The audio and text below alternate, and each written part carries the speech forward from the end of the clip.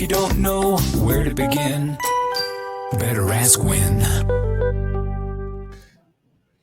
And so good to see you. We are diving into the headlines today with a question. How do you know if your advisor is working for you? And I'm asking in light of this story. A financial advisor in Georgia recently pleaded guilty to one of the largest Ponzi schemes in the state's history, defrauding more than 2,000 investors out of roughly $380 million.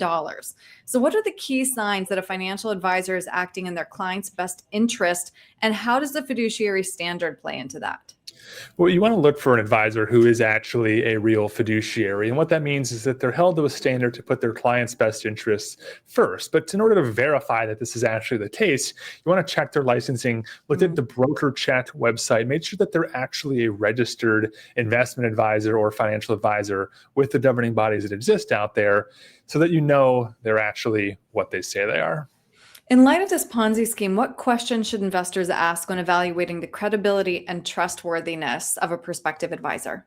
Well, they want to make sure that they have the experience, again, the licenses and the registration to make sure that they can do these things. But look a little bit deeper as to how their firm is structured. Who's the custodian that they work with? Who holds the money? Is it Charles Schwab? Is it Fidelity? Is it Vanguard? Is it one of these big firms? Who is also helping them with their investment guidance and the like in their back office operations? That really helps you understand the level of operation that they're running to make sure that you are getting what you think you're getting.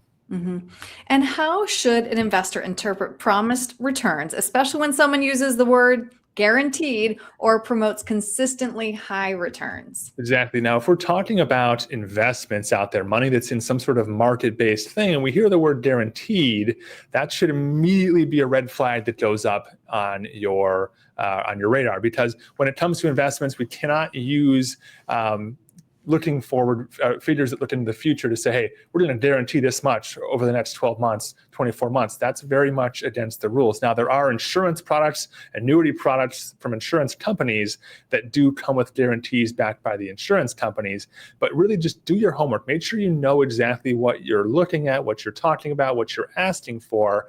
And again, anything that's a promise of future performance when it's market-based is definitely a major red flag. And transparency is crucial. So how often should clients expect performance reports and updates? Well, at least annually. You want to make sure you're always checking to make sure your accounts are performing to your expectations and that things are not getting left behind. Now, every so often, there's some things you definitely want to double check to make sure it's still optimized. But we are always available, and any good advisor should always be available to talk to their clients whenever they need to, if there's a market downturn or anything that changes in life. Right. So if an investor suspects something is off, what are the practical steps they should take immediately to protect their assets and get clarity?